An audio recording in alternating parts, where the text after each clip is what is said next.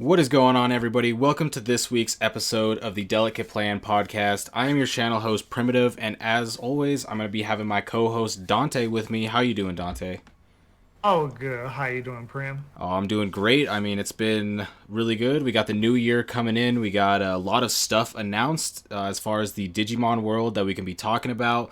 And just overall, things have been really good. Got the streams going up, getting some good support there. The YouTube's been doing really good. And so I've just been really loving some Digimon lately. Good. Same here, man. We have so many announcements that came up. I think this podcast is going to be a little bit spicy. Yeah, this is gonna be an interesting one to talk about because what we're gonna be starting off with is what a lot of the community's been talking about, and I'm sure people were going to be expecting us to talk about this as well, and that's going to be the ban list that was announced. Now, we don't know anything about what cards are going to be announced. We do know that there was a survey given to the JP players of what cards they'd want to see banned, and we know that it's going to be announced sometime, I think they said mid to late January, and then that will be applied to NA at a later time. So, although the ban list will come out before Nationals, if any of the cards uh, that are hit are in our current metagame, it's not going to actually affect Nationals because it says we are going to get it at a later date. I would imagine since a lot of the cards are probably going to be, BT7 or beyond, or maybe even some BT6 stuff, that we will probably not get to the ban list till we hit BT7. We might get a preemptive ban list, so the cards that do get hit, maybe that's just the rulings that we have going forward. So if they hit BT7 cards, then maybe day one we go on that ban list, and we don't even end up having to play all these broken cards.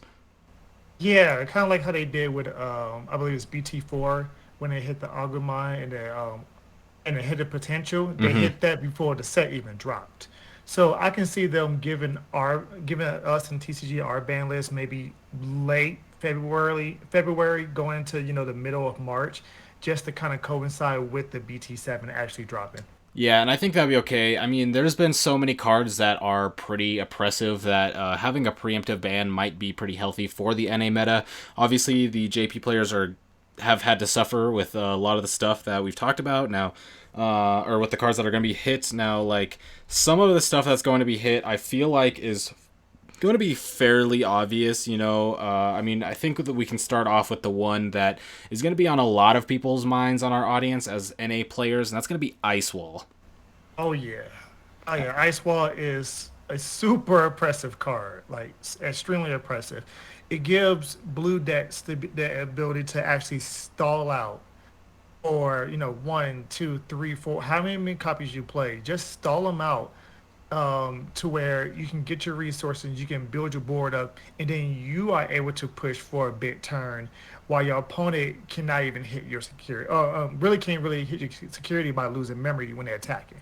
Yeah, and I mean, uh, one of the even more oppressive things about Ice Wall, in because I mean, I've been getting my own EX1 testing in, even though we don't have the cards yet, just preparing for nationals. And I think one of the most craziest things is the stacking ability of Ice Wall. So like I was playtesting for a Jessmon, for example, and they're going to go to 3 with tie, and you play 2 Ice Walls, and if they attack, their turn ends because they're going to gain 4 memory. They're going to pay 4 memory. Obviously, you can play like Seal, for example, to gain some memory to prevent things like that. But it's one of those things where it's like if you're paying 4 memory to attack, if your opponent has a decent amount of security or a blocker, you probably aren't going to win that game. And especially in our meta blue decks with Gabu Bond, it's just super oppressive because it's like, oh, well, I need to make it so.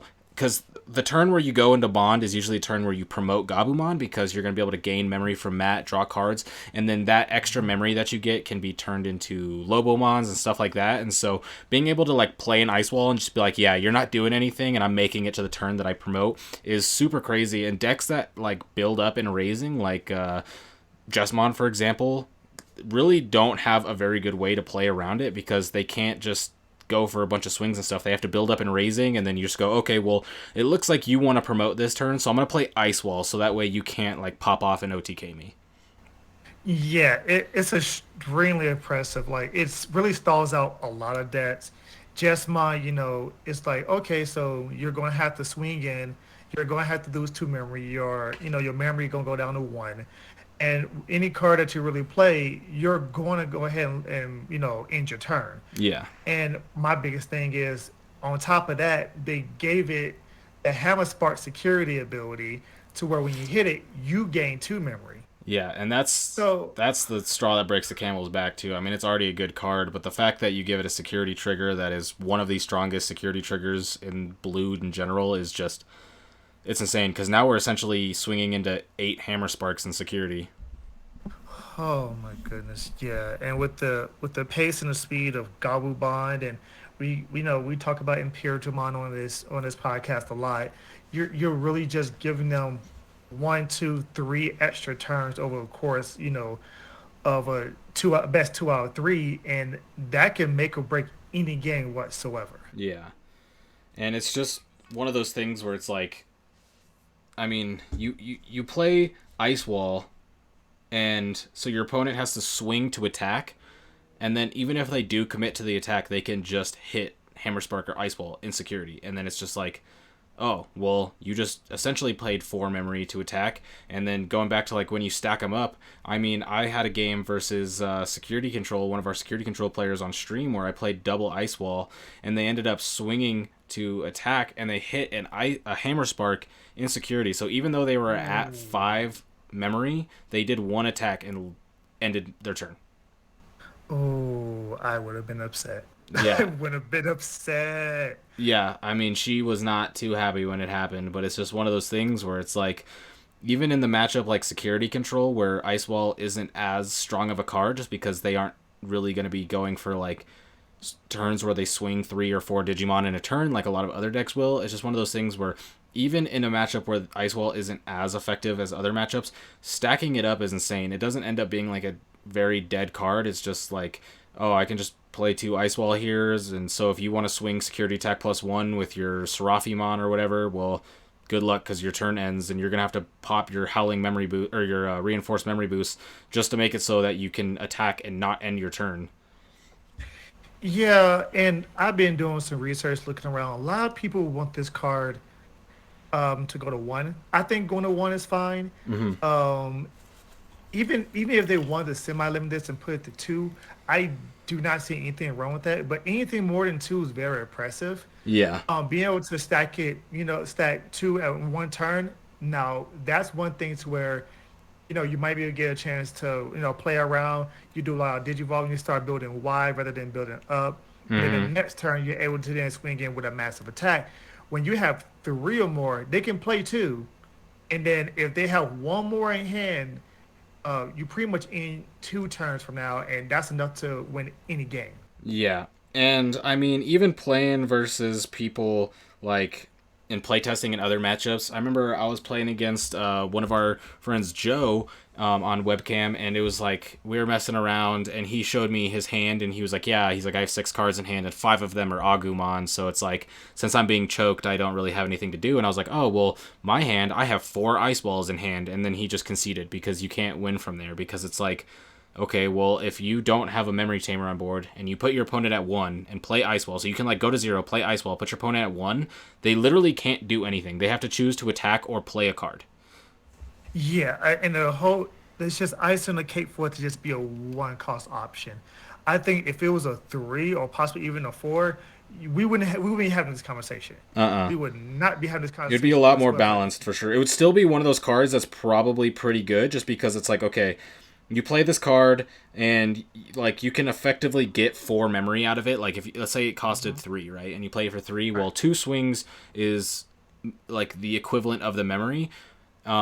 And then even the like security trigger, so it is like good. So it would be more balanced. But the fact that you have it at 1 is insane because it's much easier to stack them on top of each other, and it's much easier to choke your opponent, especially in Bond, where a lot of decks aren't playing like one cost to Digivolve champions or very many one cost cards in general, and it's very based around like cards that cost 3 memory or so. And so being able to just be like, okay, well, I go to 3 with Davis. I'm gonna play a Gabumon so I can search or draw, and now you're at 1, and you have nothing to do. And then next turn, I'm gonna promote this Gabumon in the back. I'm gonna gain 2 memory, draw 2 cards, and go for game.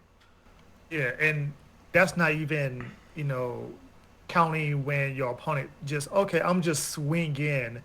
yeah, he's gonna go to one or she's gonna go to one, but I'm at least I'm gonna hit security, and then oh well, here's an ice wall, or well, here's a Mm-hmm. hammer spark. Now they go from you giving a one to three memory. Yeah, and it's just the thing about the security trigger too is it's so insane. Like I said, you're essentially swinging into eight hammer sparks in security now, but it's Hmm. even saying that it's even more ridiculous than it sounds, right? Like I've been testing a lot of EX1 since the Nationals announcement, like ridiculous amounts of games, and it's just like people will like swing one check, and I'm like, oh, hammer spark, and they'll swing another check, and it's like, oh, Matt, oh, I'm okay. Now I'll swing another check. It's like ice wall. It's like, okay, well, you did three checks, but now your turn's in. Now I have Matt. It's like, it's the security is insane in blue decks right now, even more so than it was previously. And the fact that blue decks have these like naturally aggressive styles of play and now have these incredibly cheap and incredibly effective defensive plays, as to where before we had like Kitus Breath, we had Absolute Blast, but now it's like your Hmm. defensive plays are Ice Wall, Howling Memory Boost, Yeah, very cheap things that make it incredibly hard for your opponent to play. yeah, and man, this is crazy. Like I remember back BT3, BT4 era when Rookie Rush was a thing. A lot of people was even there was rumors about people wanted Hammer Spark to go to one or two because it was Yeah. so powerful. Now combining four Hammer Sparks with four Ice Walls, like there's really the blue deck with the draw power it has, with the rushing capability that it has with the hybrids, and with the cost efficient option cards. What are you really going to do? Like this, like Ice Wall is too oppressive as it is, but to combo it with everything else in blue, Yeah. like that's a recipe for disaster. Yeah, and it's I mean, it's so rough, like, and that's just, I mean, it's such a meta defining card to come out too, just in general. And I think it's kind of rough to think about being a JP player and having to play this long with Ice Wall, as to where here in like NAEU, in the English speaking card game regions, we will have it for a decent amount of time, but it's not going to be for 4 or 5 metas, right? And it's like, which is good because the card is just so insane. It really invalidates just about a lot of matchups. Like, I was playing in a True Champion tournament earlier today, and I Mhm. played a Rookie Rush deck round one, and I was like, there was some times where it did look a little bit scary. I was able to stabilize with Kendo, Garurumon, and Grizzlymon, but there was just so many turns where I was like, if I had Ice Wall in hand, you literally would have zero shot at winning this game. Like it would be like 95% favored because you are always going to be at, I'm always going to put you at one memory, and you're only going to be able to swing once per turn. And once I bring out Bond, I'm going to bot deck everything, and trashing my security doesn't matter because you're not going to be able to do anything. And so it's like decks like Rookie Rush, just rookie style decks, like Agubond, even Three Musketeers is like hurts really hard by Ice Wall because you want to be able to swing in with your Soundbird Mons, your Mhm. Imp Mons, even things like the Deputy Mon or things like that. Even swinging in with your big things, you want to do those things, but when you don't have the memory gain to do that, you just have to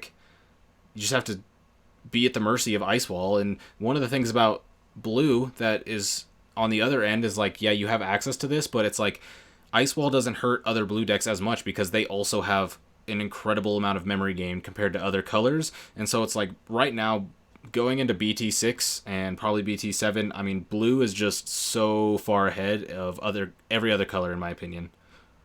Yeah, like, and shameless plug, but I'm right now halfway through my Future Visions BT7, and I thought that all the blue stuff in BT7 it's mediocre at best, but all the other colors got major boost.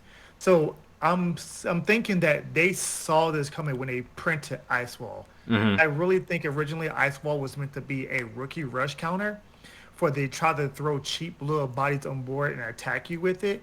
But if you play Ice Wall every time they attack, they, like a Cocoon, like Takumi, Yep. that you're going to lose memory.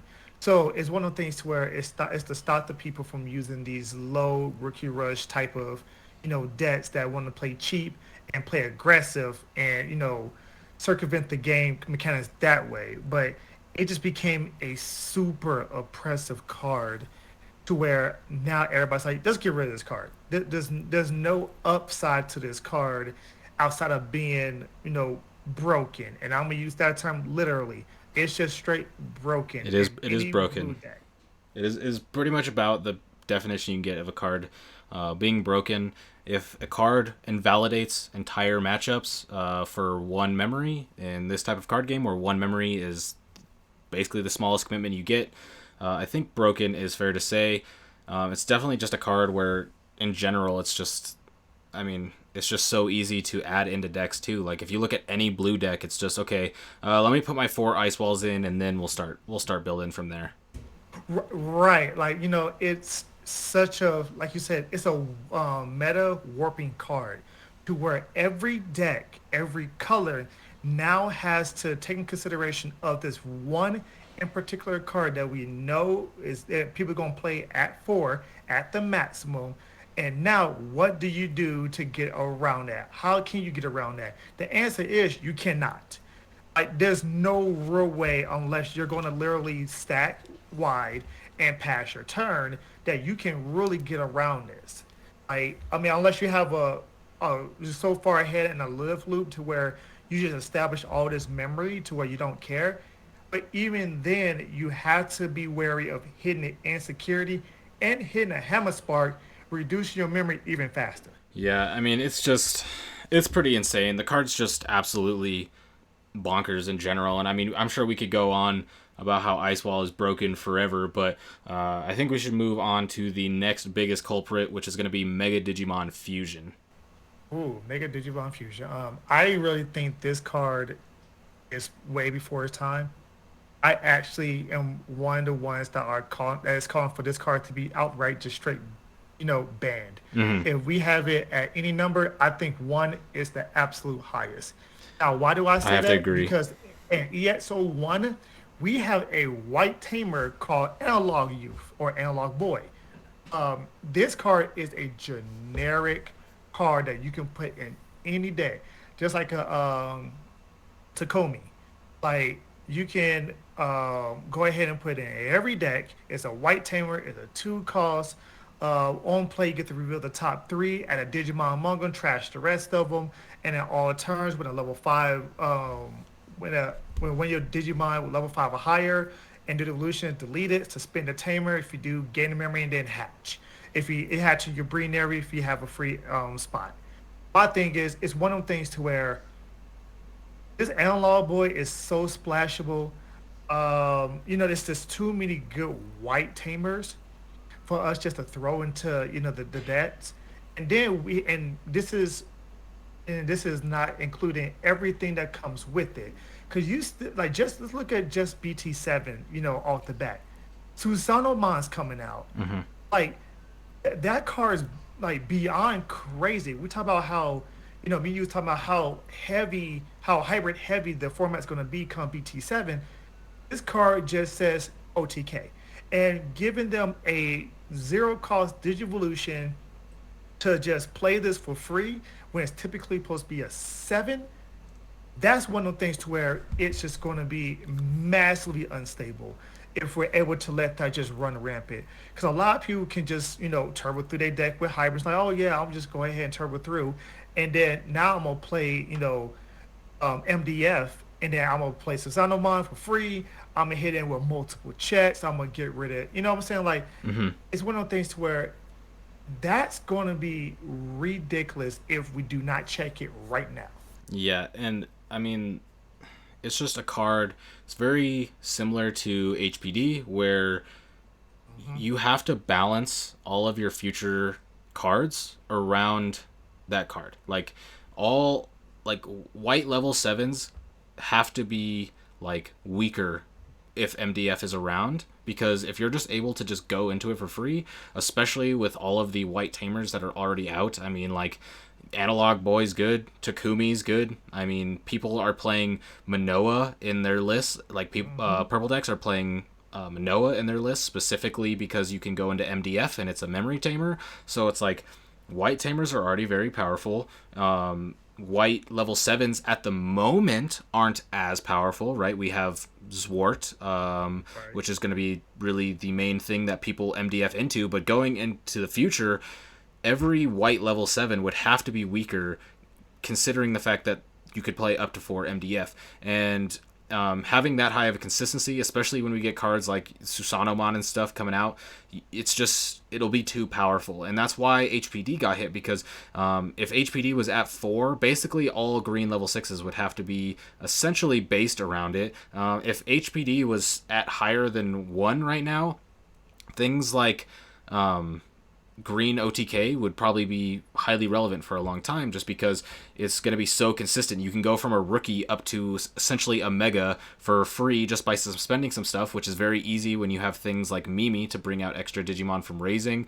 And then you just go into Chaosmon or whatever, and you just have all this stuff. So it's like the main thing about MDF, and a lot of people have been like arguing with the JP players who have been saying that they should be banning MDF, because they're like, no, MDF's fine. I play against MDF all the time. It's never that big of a deal. Well, yeah, right now, when your main target is Zwart, which is not that strong of a card, with all things considered, sure, it's a great card, but it's not anything game breaking. But once we start going into the future, where cards start to get a little bit stronger, we start to get new mechanics, all those things, if we leave MDF at 4 and white level 7s or anything like come out that are going to be that broken, and you just are able to have 2, 3, 4 MDFs in your deck, so that way you can always hit it, it has the security trigger of coming into your hand or whatever, all that stuff is just going to be too powerful. So MDF in general is just a card where you have to game balance around it unless you limit it. Right, and my thing is like when it comes to MDF, it doesn't have to be a white level 7. It'd be any level 7. We talk about Beelzemon Blast Mode, and it doesn't have to even digivolve from your hand. It just has to digivolve from a level 6 to a level 7. So this is what makes it very very oppressive, that you can combine it something with like Isa and Tate, I believe what it is, and you can just blast mode for free by playing this card from It's your the trash. Iron Mako, I think. Yeah, there you go. I I am think Mako. Eliza and Tate, you were thinking about the Pokemon gym leaders. Oh my goodness. Yeah, that's two different. That's two separate games. But yeah, like you can just suspend the tamer and bring out blast mode for free after playing MDF, and it's a zero cost, so it has no downside. You said, oh yeah, sure, you have to bottom deck it, and if you win that turn, it doesn't matter. Yeah. Even if you put um, even if you go ahead and put something like this will probably make only my antibody even better. People will just probably play it and drop it on top of it, and it's my antibody just pop the bottom off and it can't move. And but still, like it's one of those cards to where any level 7 from this point forward, even Crimson mode that we've been talking about in EXO2, like anything going forward is going to become more and more busted with MDF in a format at anything more than 1. Well, I mean, like I said, me personally, I think it needs to go away. If it was a 2, 3 cost for this kind of thing, to where you could reduce it by 6 or 7, that's fine. That's very cheap. You can make level 7 cheaper to bring out, whole entire 9. But like I really think that this is going to be a very very poorly designed card if not unchecked. Yeah, and it's just level 7s only get crazier, which is the hard part. We can already see it looking forward ahead. JP already has it. We're quite a distance away from being able to get it here in NA, but just looking ahead, I mean, EX2 has crazy level 7s, and it's just that level 7s are just kind of weak right now is the biggest problem. And so it's just it's a card that has to get hit, right? It's just you say it should be banned. I might give it the benefit of the doubt and be HPD, go down to 1. At that point, it's highly inconsistent. Right now, a lot of decks are only playing 1 because, once again, our level 7s are not as powerful as they're going to be.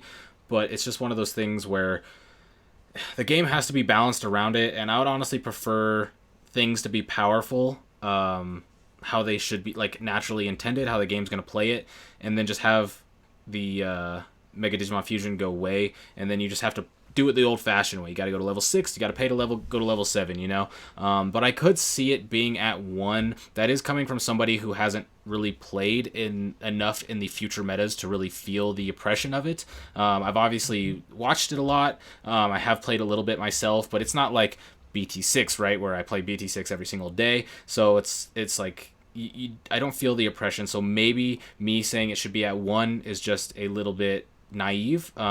Maybe it is that powerful, but I think it could go down to 1 like HPD does, because it does have similar effects, but it's just it's much more general. HPD has to be like it's green isn't as Very powerful. specific. Green's just not that good. MDF is much more versatile.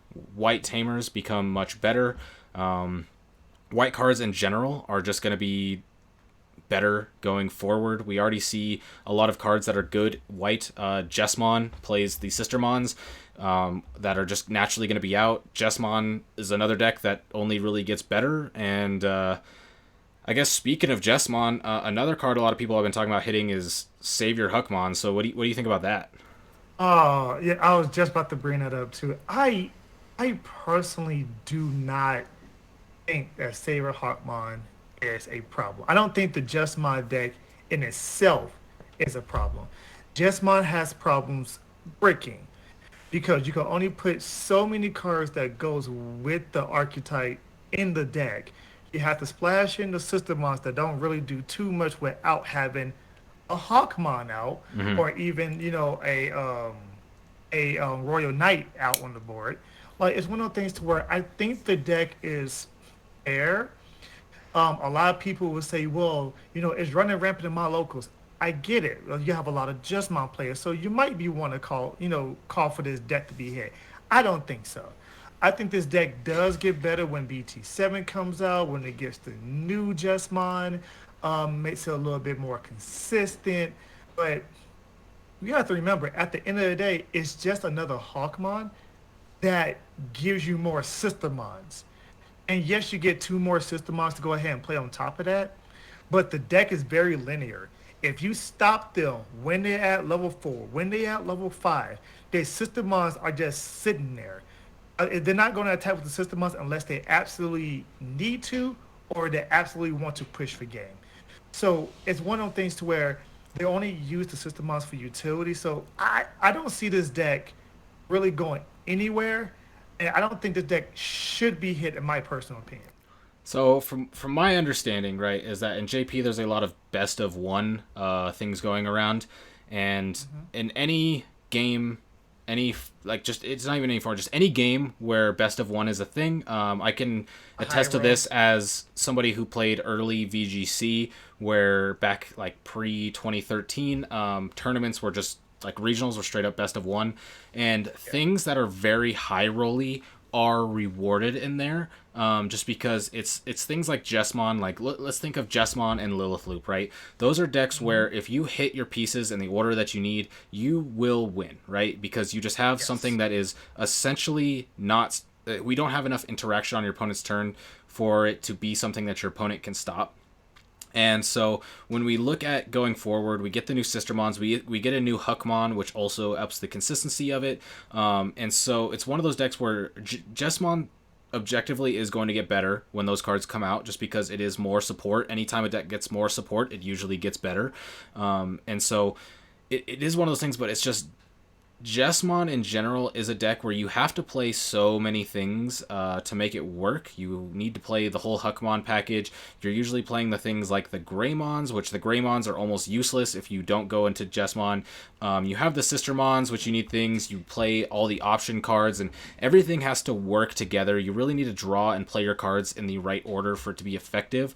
And the thing about that is, when you're playing best of one and you hit it and you just win, it can be very annoying because as the person on the other end, you feel like you have no control, that you can't do anything, and that it's just stuff like that. So in those type of formats, I could see why you want to hit Savior Huck, because if we look at Jesmon in general, if you like outside of Jesmon itself, Savior Hook is gotta be the most influential card in the like in the deck in general. Being able to unsuspend the other stuff is great. The Hookmons are great. The Sistermons, all that stuff. None of that is too broken. But if you think about Jesmon right now, if Jesmon didn't have the ability to unsuspend after it just checked 2 or 3 checks with Delicate Plan and then swing again, if it was only able to swing once, it's much less powerful. Playing against a lot of Jesmon decks, if I see my opponent miss the Savior Hookmon and play something like Voltramon or the War Growlmon or something like that, I just know that this Jesmon is much weaker. So, as an NA player who has played against a bunch of Jesmon, I always talk about the meme of like Jesmon is just building bricks and building houses, and it's like stuff like that. But if you take Savior Hook out of Jesmon, I feel like the deck just dies. Yeah, it's the key component to it. The game wants to reward you for building up and not really building out. See all the cards that killed Rookie Rush, but like you taking Saber Hookmon away is not gonna do anything but just terminate the deck off the bat. You can't say, oh, just put in some other level fives. No, the deck core mechanic is inherently hit. So therefore, the deck is going to get crippled and it's going to fall out of position. Yeah. My thing is, like you said, it's OCG versus TCG. It's one of those things to where in the OCG they're best of one, so high rolling decks like Little Flute can run rampant. High rolling decks like Justmon can run rampant. But here in the TCG, we play best 2 out of 3. You have more conservative decks like Gobblebond. Security control. I mean, security control basically doesn't even exist in in Japan, because if you play security control in best of one, you hit a bad matchup and it's over. Correct. Like my thing is like, okay, you're gonna hit somebody that plays a delicate plan. They're gonna blow through your security, and then you're done. Where here you can, so the longer the match is, the more RNG plays into it. Because you have to reshuffle. You have to, stack, reshuffle, cut, reshuffle. So one of the things where RNG plays more of a factor the longer the match goes. So yeah, that's why here in TCG you see security control everywhere. No, you see everybody's like, yo, security control is best, best 2, best 3 deck over here, period. When the OCG really wasn't on the radar, but like what, one tournament I believe that it topped, but that was literally it. Like, I think I don't think this deck should not be touched whatsoever. Yeah, I think because coming from our metagame, it's going to be looking at things a lot different. There are things that are just objectively powerful. Ice Wall, MDF, objectively powerful cards that should be hit. It doesn't matter what metagame you're playing. It doesn't matter what decks you're playing. It's just objectively true, right? But then we look at Jesmon, where it's very bricky in the tournaments that we see. It is a deck that has won more events than anything else in regional wise, and that's again because it has a very high ceiling. It's if you get the things, or if you play against somebody who doesn't fully have their flow charts down, or maybe isn't fully prepared to play things like Jesmon, and you give them enough time and stuff like that, then it's going to win, and it's going to have a very high ceiling, and that's something that we see a lot. There are the game is very new in general, just the whole card game, compared to things like Magic and Yu-Gi-Oh or stuff like that. These games are very old.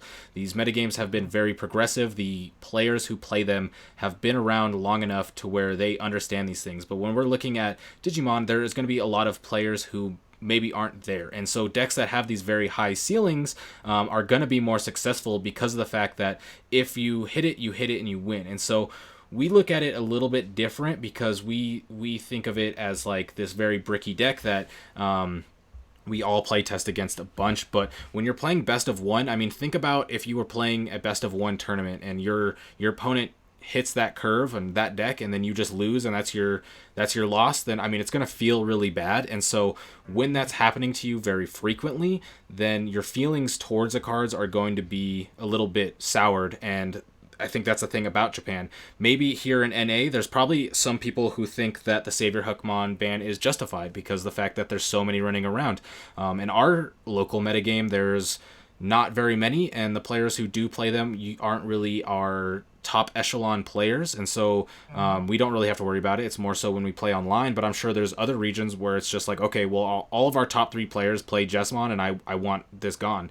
And that's probably very much similar how it is in Japan because they get a bunch of buffs. There's a lot of things where Jesmon has just a generally good matchup into it. People have been talking about Jesmon with the Mother D Reaper stuff because you have Judgment of the Blade, so you can swing over it. You can get these multiple checks and try to win the game very fast. And so I think I honestly, if I'm gonna be completely honest, I very much believe that Jesmon or Red in general is going to be hit. I think that it can also come in the form of Tai Kamiya.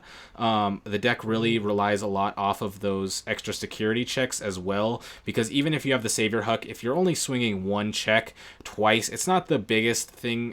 So I have seen other people talk about hitting Tai Kamiya along as the Savior Huck, but if we're going to be basing it off the JP meta, I do think that pretty much no matter what, Jesmon's going to get hit at some point to a degree because it's just so common and very oppressive. And Savior Huckmon is just the key card. The ability to unsuspend is just that's what makes the deck. Yeah, yeah.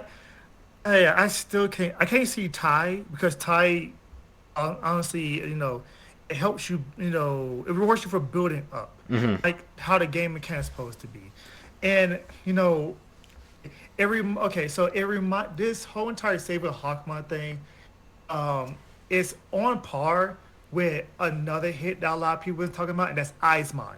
Mm-hmm. And Eismon, a lot of people was like, Eismon probably needs to go to two because it's gonna be super oppressive. My thing is, if you are not a purple player like myself, and you have to understand this, purple is good if purple hits the strike. It's very high rolling. Uh-huh. So my thing is, if you yeah, you can go ahead and play, II scatter mode. You can go ahead and delete it. You can draw two and you can draw three, discard two, just like if you did evolve on top of with late Devilmon, Mm-hmm. you basically draw three, discard two, and yeah, you can throw two Ice Mons into the trash and then bring them back out. My thing is that is such a niche thing. And you gotta remember that the card pool in purple, when it comes out the trash and stuff that want to come out the trash, is so saturated. You're gonna need stuff like promote. You're gonna need stuff like eyes mine. You're gonna need stuff like eyes mine scatter mode. You're gonna just need all these vastly various of cards to where you cannot fit everything into the deck. Mm-hmm. Now, is eyes mine good? Yes, but Eismon is a combo piece. It's one of the things to where if you don't have Eismon scatter mode and the trash already, or if it's not being deleted and you discard it from your hand, it does nothing but sit there. It sits in your hand or it sits in trash. And it's one of those things to where it doesn't even have rush. So you gotta come up with something like Nubismon in order to give it, in order for it to be able to attack.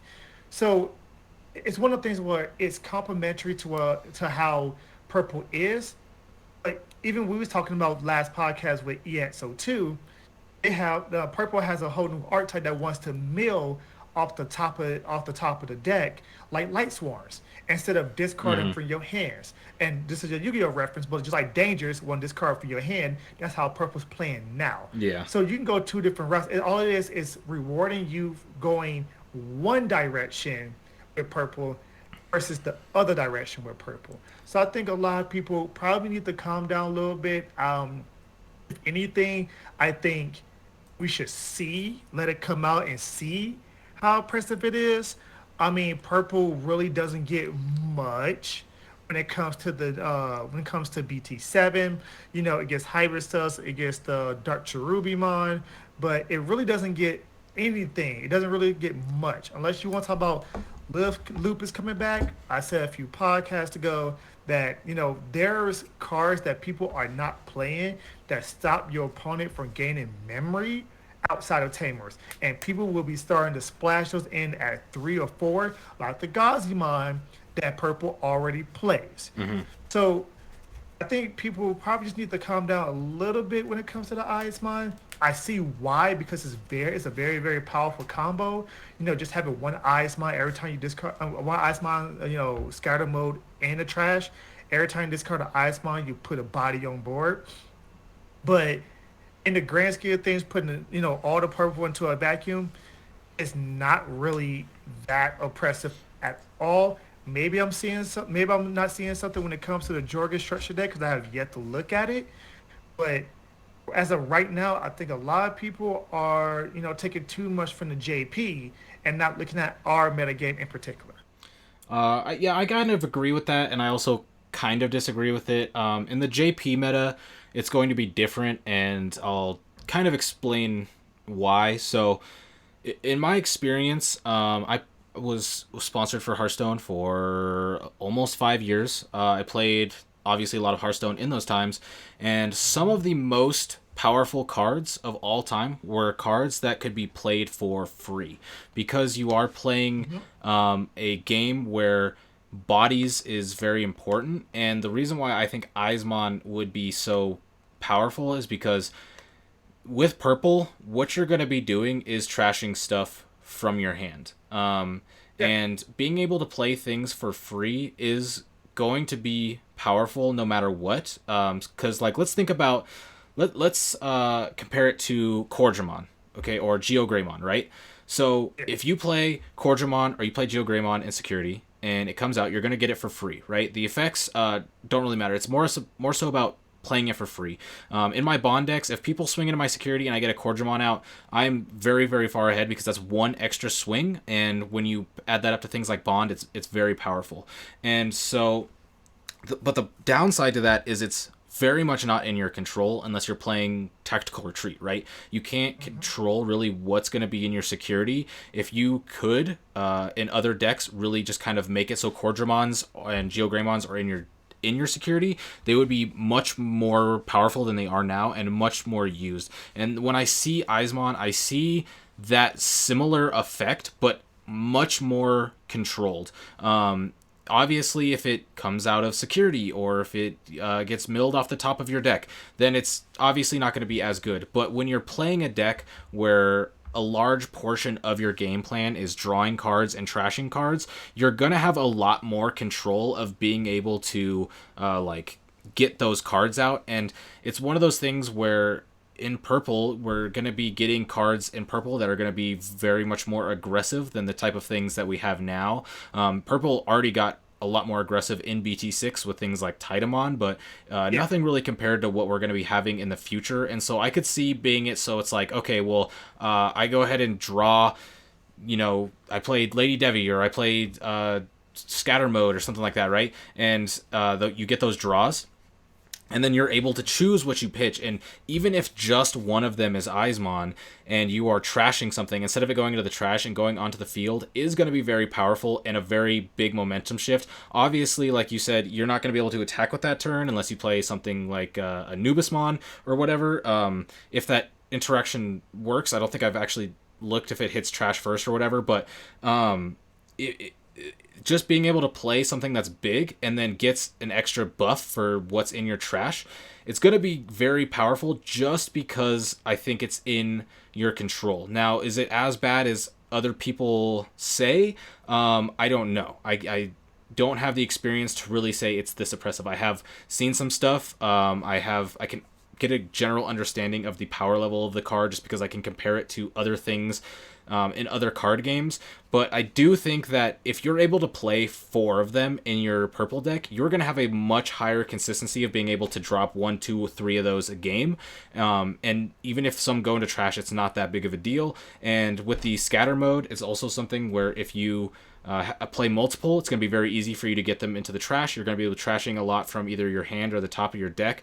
And so I could see this being banned when we're considering the JP meta, once again, because of the type of high ceiling that decks have. If you're playing a deck and you are like, okay, well, I have three security, I'm chilling, but my opponent just played a Digimon, and that made it so they could draw cards, and then they just trashed two Eismon. Now they're both are on the board, and now it's like, now I'm on the back foot because if I can't clear these things off or get things like that, then they may be able to swing in for game. And so that's why I think it's going to be a little bit different compared to NA meta. In NA meta, is it going to be as powerful when you have multiple games to play to win a set, or you have like, even if we hit this ban list, right, and we don't hit Aizmon, the metagame itself is going to be different than what is in Japan. And so it's hard to look at these cards and compare them to what we're going to have in NA, but I still think the ability for you to play Digimon for free while doing what your deck is already doing itself is just going to be powerful. But I do agree with you. I don't know if it's as powerful as people are saying, but it's one of those things where it's just, if I could play things for free from my hand while also drawing cards, it's probably going to be pretty good. Yeah, and that's why I was kind of just looking like, well, come from a purple player's point of view. How would this card be good? Yes, this card is very good. There's no ifs ands or buts about it. Just thinking like it's kind of like the promote. It's kind of like the Genkai Come promote.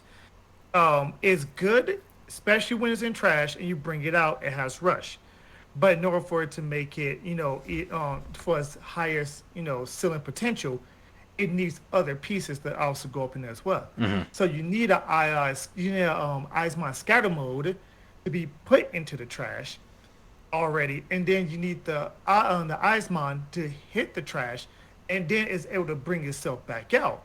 My thing is that's a combo piece that you need on top of that.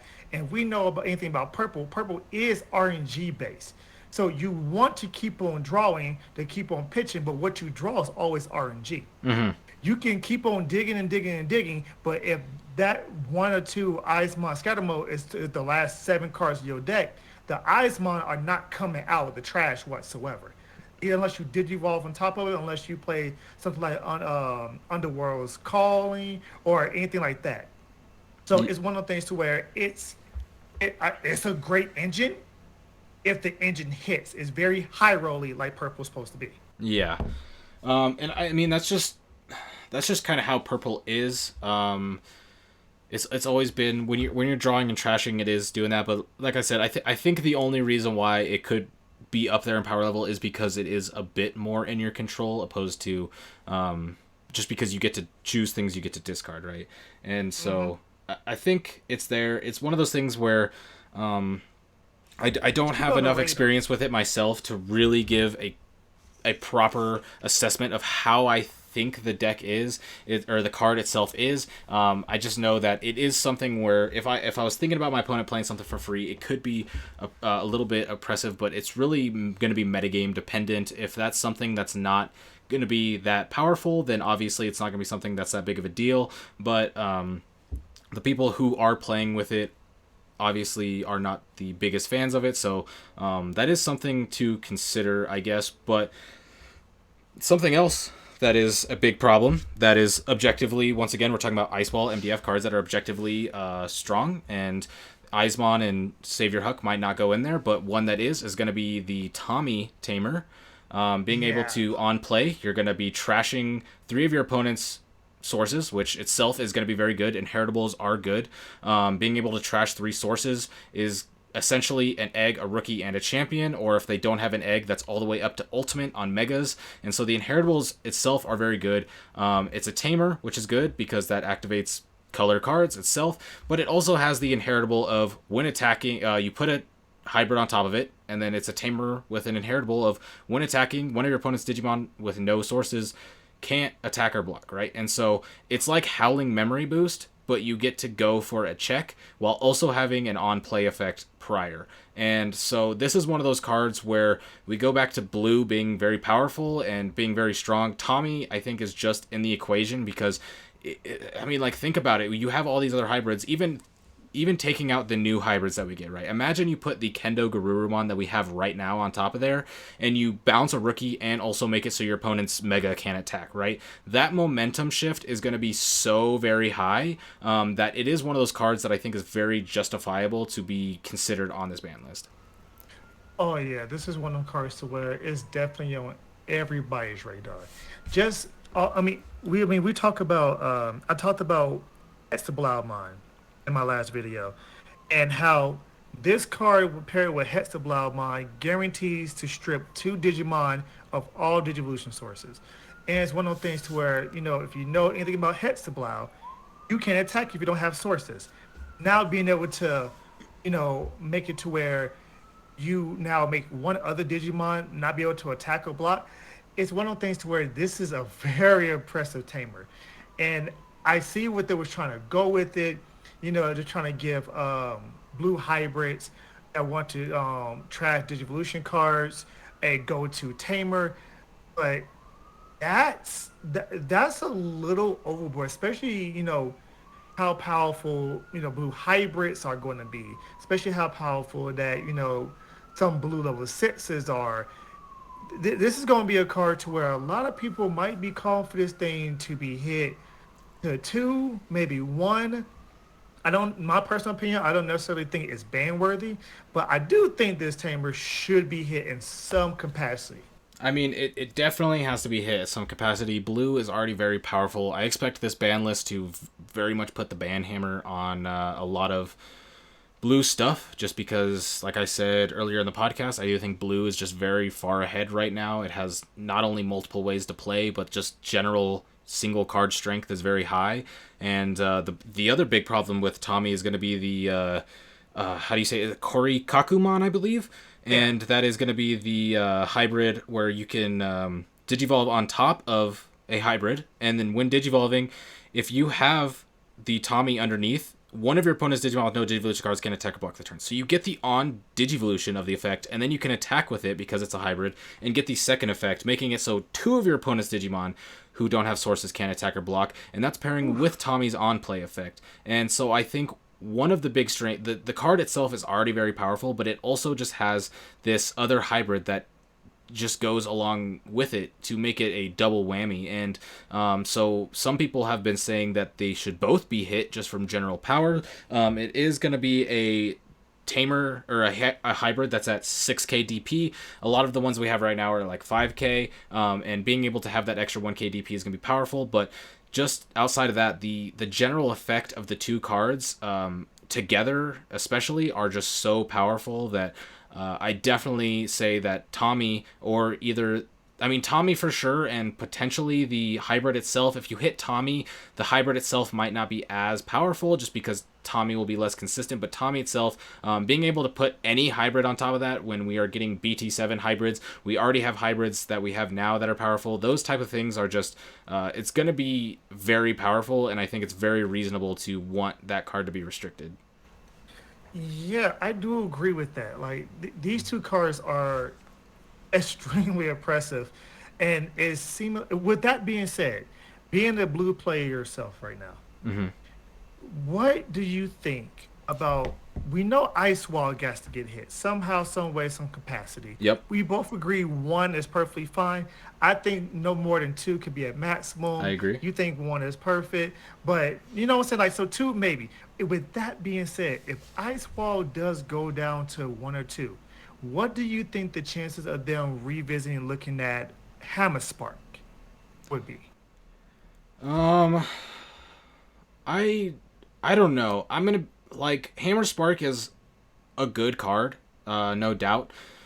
But I think where a lot of the strength of Hammer Spark comes in is you don't have very many cards that interact with your opponent's turn. And so being able to have the security trigger of gaining two memory is what's very powerful. If Hammer Spark didn't have that effect or had a maybe different effect, At the hand, then it would, yeah, maybe if it was add to hand, or maybe if it was something just weird like draw a card or something, then it wouldn't be as powerful, because playing a card for a zero in your deck that gains you a memory itself is just, it's a card that makes sense to have in this type of card game. It's the being able to gain the two memory on your opponent's side of the opponent's turn. It's just one of those things where Ice Wall is objectively a stronger card, because Ice Wall, in both of its effects, whether it comes out of security or you play it on your turn, affect your opponent's turn. And any card that affects your opponent's turn, when we have such a small pool of cards that affect your opponent's turn, is going to be powerful. And so I could, the Ice Wall interaction itself is powerful. It makes sense why Ice Wall wants to get hit, but Hammer Spark, I don't know. I'm definitely not on the train as of right now to where Hammer Spark should be hit. Hammer Spark is one of those cards where it's like, yeah, this sucks, but we're in a point now where pretty much every single color has a card where your opponent can't gain memory without tamer effects. So even if you hit Hammer Spark in security, it's not going to happen. Cards like that are going to be extremely staple right now once Ice Wall comes out, because you're going to have to play around 8 Hammer Spark effects and security. But Hammer Spark itself, I don't think it get hit. Maybe if they wanted to hit Hammer Spark down to 3, but I don't know. I really don't think Hammer Spark is a card, even definitely not ban worthy. And I don't know. I don't think it's something that'd be hit. I think if you hit Ice Wall, if you banned Ice Wall, Hammer Spark is fine forever probably, until they print more stuff like that. But as of right now, I don't see Hammer Spark, them ever coming back and looking at Hammer Spark. Yeah, I wanted to get your opinion on that 'cause I don't think Hammer Spark is that busted of a card. Yes, if you draw multiples, you're able to manipulate the memory gauge a little bit more. That is all those, all those things to where that's very, very powerful in this game. But I don't think Hammer Spark is that oppressive of a card. Now, No. you talking about Ice Wall? Oh man, Yeah. like we can talk about Ice Wall for Ice the next Wall's a double 15, whammy. 20 minutes. Right, exactly. Like, it doesn't matter where it's at, if it's in your hand, if it's in security, it's going to affect the outcome of the game 100%. While Hammer Spark, yeah, people can say, well, one extra memory will actually, make or break the game. It all depends on how you play as well. So it rewards players for doing their plays in a certain order and a certain sequence to optimize the plays. It rewards players for doing that. So it's very skill intensive. But another card I don't play red, but I know you mess around with just mine here and there. What about the starter deck Greymon? What do you think about the starter deck Greymon? Just having that in powerful inherit to give anything a +1 security. What do you think about that card in particular? So the thing about starter deck Greymon is it is a good card, right? It has a very, very straightforward and powerful effect. The fact that it says Greymon also now is a big deal. Being able to say Agumon, Gabumon, Greymon, or Garurumon all mean more than they did previously, I would say. But the thing is I mean, we've had very many decks in the past that have played starter deck Greymon. Like let's look at Shoutmon, right? Let's go back to Shoutmon for a little bit, okay?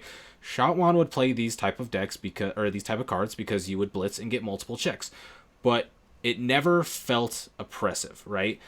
Because it was just one of those things. You usually activate it off of blitz, and so your turn would end, and you usually aren't going to be going for game. And if your opponent doesn't have any security, then the card doesn't matter.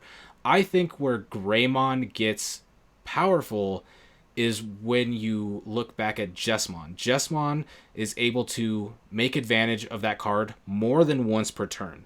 So it is a card that's very powerful. I think it's when you look at the Jesmon decks, I think the stack is just security or starter deck Greymon into the Savior Huckmon, and then you're gonna be able to like if you don't have tie, you're still swinging at minimum 2 checks, unsuspending and swinging 2 checks. But the thing is if you have a red Digimon that only swings once for security attack +1, even if you swing in 3-4 checks, it's not going to be as crazy if you're unsuspending with the Jesmon.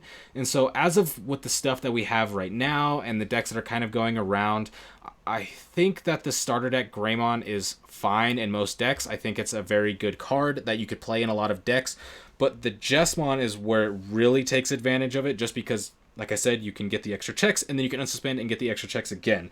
And so I think even if you were to hit starter deck Greymon, Jesmon would still be okay, just because it does have the restand effect. You can get security attack +1 other ways with the tie and stuff like that, which is why I think when people are trying to hit Jesmon, they look at the Savior Huckmon, just because it's the ability to unsuspend is much stronger. So as much as starter deck Greymon is a good card, I think what makes it powerful is Jesmon and the Savior Huck more so than just the single power level card, because even itself, it's a 4K Digimon, so it's not a good security check because a lot of things are going to live. It's not a card that you want to be having out as a champion by itself. You can go into an ultimate on top of it and swing for 2 checks, and some people do that.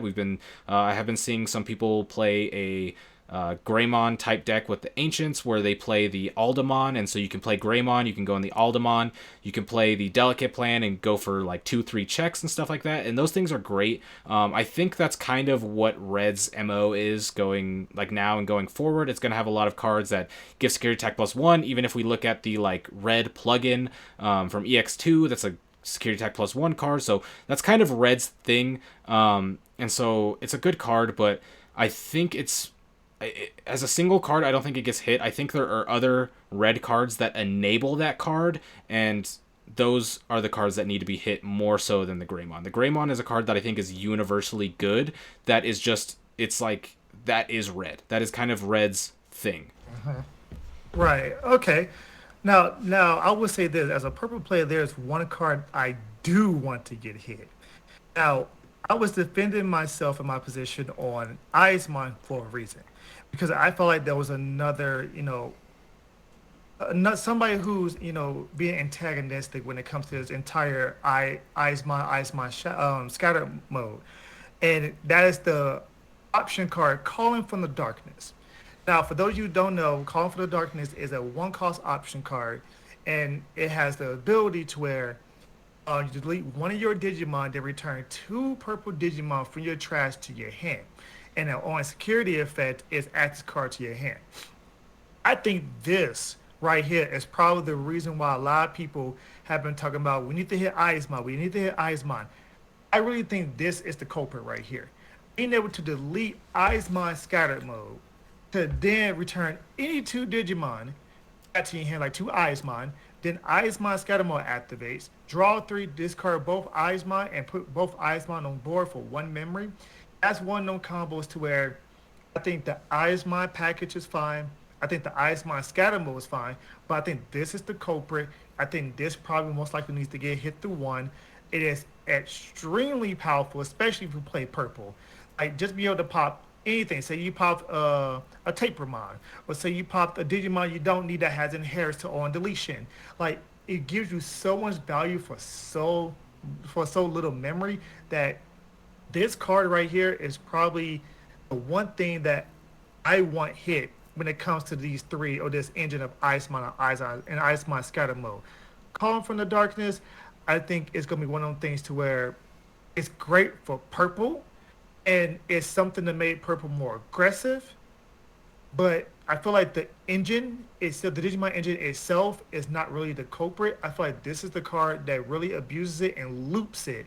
And I combine this with a Lilithmon to where now when you play this, you're gaining a memory, drawing three cards, discarding two Eismons, and then playing the two Eismons. Yeah, this is the culprit right here. Yeah, I mean, if I'm going to be completely honest, I haven't really looked at this card in a viewpoint of being a hit on the ban list. So I think it's kind of like the Greymon we were just talking about, where it's a card that's enabled by another package. Mm-hmm. And so I don't know what would be better to hit over the Eismon or this card.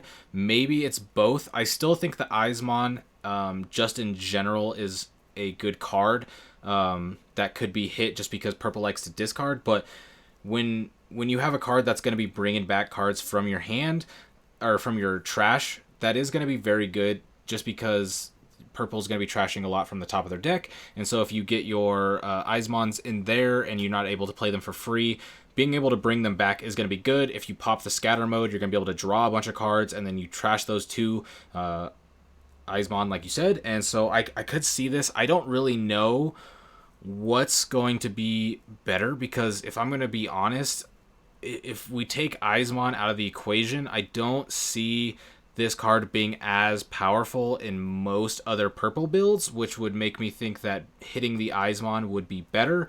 But it is one of those cards where it does enable that package. And again, like I said, Eismon is a card where I'm aware of it. I have some general feelings about the card itself, but I just haven't really been into that archetype enough to really know how oppressive it is. So this is definitely a card that could get hit. It might be something where you might have to hit both if you want to slow down this type of package. but it's when calling to the darkest, when I'm thinking about other purple builds, I don't see it being as oppressive, just because you have a lot of other type of cards that can bring stuff back from the trash into your hand for major purple builds. Like we'll take the BT6 Impmon, for example. You'll be able to bring back things like Beelstarmon or Lilithmon and get your pieces, and you'll still be able to get things like that. So we do have cards that are similar to this. And I don't know. Like I said, I really haven't looked at this card in that type of light, and so I don't really know how I feel about it. I do kind of think that it is a card that is enabled by something that's more powerful in the Eismon package, just kind of like how I said Greymon's a card that's kind of like plays with red. This card kind of plays how purple plays purple, but it's enabled by the Jesmon type package, as to where this might be more so enabled by the Eismons. If you hit this, obviously the Eismon package is going to be much slower, much weaker. When looking at it, this is a card that really just speaks, do exactly what you said, bring them back, get rid of the scatter mode, play these for free. I can see that, but if you were to hit the Eismons as well, is this card still a problem? Now, the only reason why I would say this card over the Ice Mine is, I'm gonna bring this up because I hear it all the time. Live loop is a thing.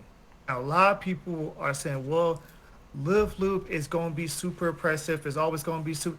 Live loop takes time.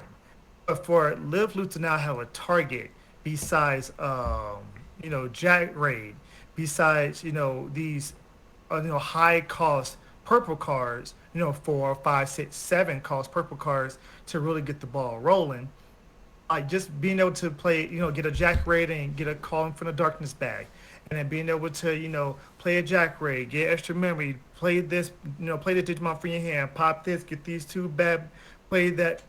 It's one of the things where you can now you have you have something that Liv can loop it. I don't think Livmon is necessarily the problem. I think this card is going to perpetuate a lot of those loops, and a lot of people are going to start to looking at this kind of stuff, especially with the Letmon that came out in BT6. Mm-hmm. Just being able to pop that Digimon, get into Digimon back, and be able to pop a level 3 Digimon while in the process, so you can continue the loop. Because like I was saying, a lot of these Digimon that block your memory from block the memory game outside of Tamers are level 3s. You now have free reign to pop at a cheap cost to keep on looping. So I just from a purple player standpoint, I really think Calling from the Darkness is probably the problem here. A lot of people would say Ice Mine Scatter Mode, but I would like if I have 4 Calling from the Darkness in my hand versus 4 Ice Mine or Ice Mine Scatter Mode, I'm going to love this Calling from the Darkness because I can do so much more with it rather than the Ice Mine or Ice Mine Scatter Mode. Yeah, I mean, like I said, I don't really know. The purple cards are the kind of gray area for me personally, just because I haven't played nearly as much purple up to this point. I probably won't really be playing that much purple going forward either, up until maybe Dynasmon, Mastamon, or the Mastamon dual color, right? And it's just one of those things where I don't know. I could see it going either way. When going into the loop conversation as well, it does definitely add some more merit to it. I definitely really wasn't thinking about Lilithmon when I was first talking about this just a few minutes ago, but I don't know. I mean, I think they are potentially both a problem. My main thing with a lot of these cards, or a lot of these ban predictions that I've seen, is a lot of people have been predicting like, oh, these are the 2 cards that this color is going to hit, or oh, they're going to hit this one from each color. And well, if they really want to balance the game, they're probably going to hit more than 2 cards in multiple colors. Blue probably needs to have 4 or 5 cards hit. Agreed. And so it's like, so what if hitting them both is the answer? Yeah, and I know a lot of people have also been talking about was it Jet Jet Sylphimon, Silphymon? yep. Yeah, like, and my thing is the TCG hasn't even got to it yet, so we haven't tested out with our meta.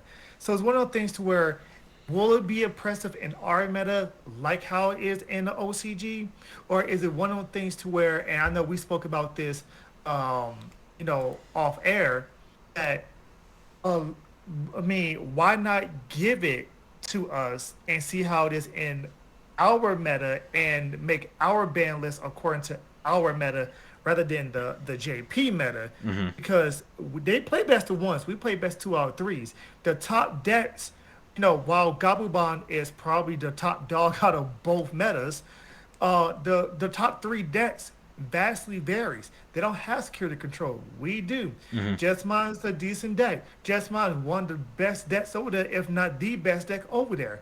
And just saw Beelzemon Blast Mode just won, and the Renamon deck just won a tournament. So it's one of those things to where their metas is going to be vastly different than ours, with some similarities. And I say, just why don't you just let we know what the oppressive cards are. We Hmm. know the ice walls and the MDFs and all those things, and maybe touching up on some combos, some combo pieces before BT7, BT8 comes around.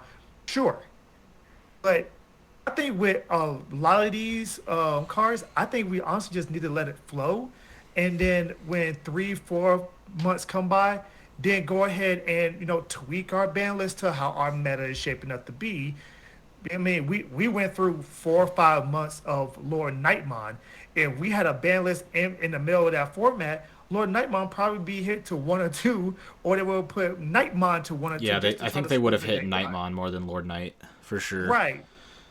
So it's one of those things to where I think, yeah, hit the problematic cards, but leave some of the stuff alone that you like. Okay, let's see how it is. Kind of like how Pokemon has that we're looking at kind of on radar type of thing when it comes to their ban list and expand it. It's like, oh yeah, we're looking at these cards and see how they impact the meta.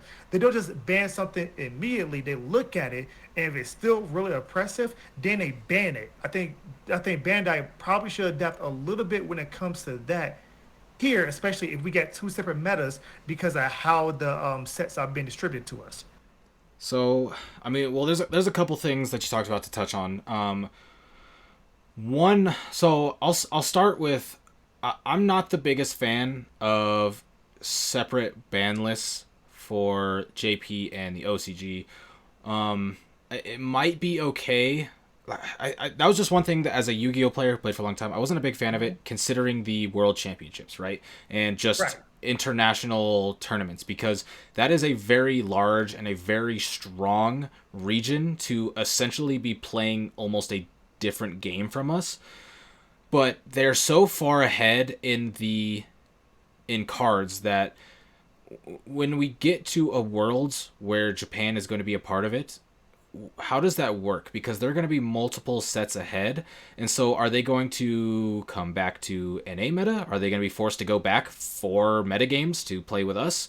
Are they going to have to play on our ban list? And so a part of me doesn't like having the same card game be different just because the cards are written in a different language type of thing. Hmm. But so that's just a personal thing. That's not objective. That's just kind of how I feel. But it's just one of those things where you think about it, where they're so far ahead, where it's one of those things where how are they even going to be able to interact with our own tournaments in general, to where even if they are playing in a different game, it doesn't matter, because as of right now they're playing a different game anyway. They're so far ahead of where we are as far as sets, that it's just like we're essentially looking into the future when we look at Japan, right? Right. So I don't really know how I feel about that. That, to be honest, to go back to Jet Sylphimon, to touch on that really quick, since we kind of talked about that, since that's kind of what we started it. I was gonna try to bring up Jet Sylphy at some point anyway. That card I feel like is objectively powerful regardless of the metagame, because it has one of those things where hybrids are going to be very powerful. In BT7, we get very strong hybrids, and you're going to pretty much be playing them no matter what. And so, being able Correct. to have a card where you essentially digivolve for one, and then you recover one without having the restrictions of being 3 or less, like a lot of cards are, it's going to be very powerful. If we look at Magna Angemon, for example, it is a 7 drop to recover 1, right? Well, with Right. Jet Sylphimon, let's say you play a Tamer for 3, and then you play a Hybrid for 2, and then you Digivolve into Jet Sylphimon for 1, okay? Well, right there, that is 6 cost, which is 1 less. You are able to attack essentially the same turn that you're playing it, and you're getting 2 draws. So it's like, compared to what we have now of the things that it does similarly, it is objectively more powerful. And when we take into the fact that BT7 hybrids are going to be very powerful, I think a card like this, getting hit even in our metagame would be okay, because I think this is one of those cards where if you restrict it, it won't be super powerful. It's not ban worthy, but it's one of those cards where at 4, your opponent's going to essentially being able to recover for free every single turn while also drawing cards and swinging for a security check, which is going to be super strong. Yellow is one of those like colors where up until essentially BT6, yellow was like Bandai's baby. Like they gave so much to yellow as far as ruling interactions, cards that you get. There's so much. So yellow is one of those cards where going or one of those colors where going forward you kind of have to be careful with what you give it. Like blue, they're giving, like, let's look at blue. They keep giving blue really good things. So blue is very, very good. So if you keep giving yellow good things, then it's going to be good. Yellow's not as crazy this meta right now, just because other things might be a little bit faster, like blue and the Jesmon. But once you go into the future and give yellow these very powerful cards, like we're going to get in BT7, people are like loving this yellow hybrid deck. I think it's one of those things where if you need to undertune it, or if you need to slow that deck down, this is going to be the card to really look at, just because it does everything. It recovers, it draws, it attacks all at once. It can be very momentum swinging, and it's one of those things where it's just, compared to the cards we have now, a lot of the recovery that we have is restricted and being 3 or less. That's why playing against security control, if you leave them at 4 security, they like 7 cards in their deck get shut down pretty much, or it's stuff like that. So when you have unrestricted recovering, especially when it's in the form of a hybrid or comes on top of a hybrid, I think it is pretty powerful. So I think, just touching on Jet Sylvie there, I do think it's one of those cards where we could have it like how you say, where let's have a separate ban list for NA, because we here in NA we'd want a lot of other things hit, right? Like Ultimate Right. Flare is a card that should probably we'd want to be hit. Magna Angemon is a card that I was already considering being hit. Magna Angemon is a card that, in my opinion, if we could get an NA ban list, I would hit it. And Jet Sylphie is almost a stronger Magna Angemon, and that's a card that I already want to get hit. So being able to have a better version of it would obviously be something that's want to get hit. So maybe the having the merit of having a separate ban list is there. Like I said, personally, I'm not the biggest fan of having split metagames between in the same card game essentially. But it's one of those things where it might have to happen, just because we have so many things like security control that weren't things. We had a lot of decks in BT5 that weren't really decks in Japan during their BT5, so it's very obvious that our metagames are shifting between the regions. So it might, I mean, it probably does just merit a separate ban list, and maybe that will have to be something that's considered. But I think as far as what we're looking at from a lot of the JP players who want things banned, I think in general that having that as the base for maybe our ban list would be okay, because there's just a lot of things that do need to be hit. Ice Wall, MDF, Jet Sylphie probably needs to be hit. All those things, like those are just going to be healthy for the game. But there's just like, for example, like I would love to have Ultimate Flare hit. I think that's a card that is incredibly powerful. It's something where when you're playing against security control, you essentially have to play you have to play the entire game around potentially hitting Ultimate Flare and security. And when we have a very high security control player rate, like playing in tournaments, there's so many security controls. Every round goes to time because there's like 4 security control matches and stuff like that. So security control should be hit on our ban list, but they pretty much never play security control from what I can tell in Japan. So obviously, if we're going to be basing it off their meta, they're not going to hit security control. And as long as people still want to be playing security control, although it does get heavily nerfed in my opinion, come BT6 a little bit, it's still going to be oppressive in our region. Okay, what do you? And I really want to ask you about the nationals thing because I know you're gonna be going to nationals. But one last card I want to bring up is Blinding Light. Now I know Blinding Light is gonna be one of them cards to where when yellow starts to get their support, especially in BT7 with the boat bond line coming out and how you need to manipulate your security a lot more. You need to be at three. Sometimes you need to be higher. Sometimes you need to be lower. But do you think Blinding Light is going to be one of those cards that people are going to ask to be hit preemptively, or you think is okay? Because in my opinion, I think it's okay. But I can also see why because gaining two memory is very, very good, especially in a yellow deck that wants to manipulate its security, wants to go down to three, wants to be able to, you know, play cards and get bonuses off of their effects and things like that. So, what is your thoughts about Blinding Light? So it hits there in the middle. For any viewers, it does get translated to Blinding Ray, but it's it's one of those cards where personally, I mean, I played a lot of Lord Nightmon, right? Mhm. I was our Lord Nightmon player, Yeah, very dominantly for a while, yeah, and you was. but even then, I only played two, right?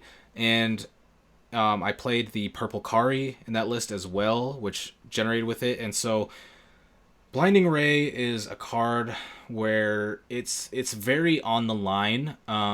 One thing about it is it does not have a security trigger, which is much different than Hammer Spark, and that does make it go down because if you hit it in security, nothing happens. The where it gets tricky because I think gaining two memory to get rid of your trash is fine. I don't think that's overpowered.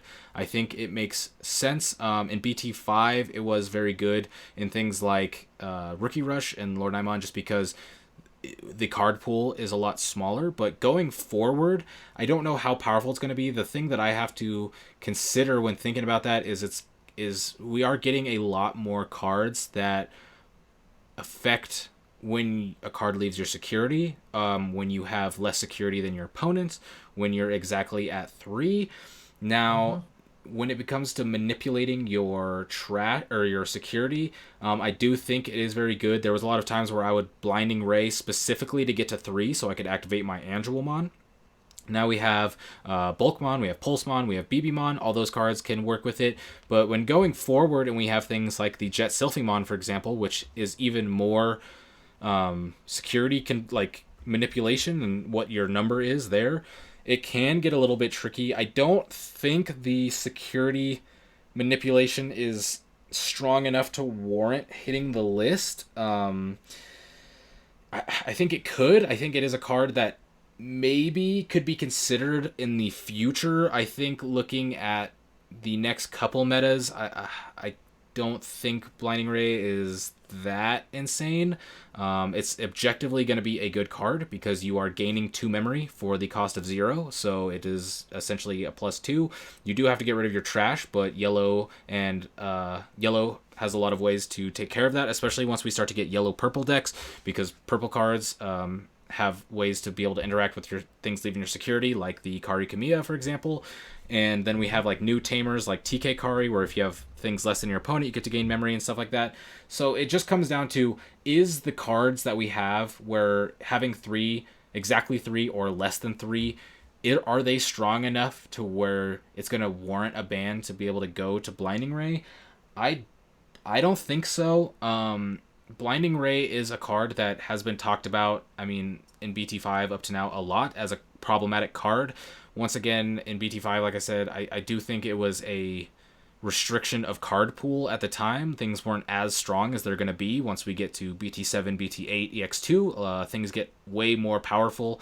So is it going to last? I don't know. I think that's one where I can't really give an answer. I don't think it's going to get hit. If it does get hit, I think it's maybe just goes down to three, because it's just if it had a security trigger, then obviously if it did literally anything, even if it added to your hand, if it did anything in security, it would be it would be like on Hammer Spark. It would be better than Hammer Spark, right?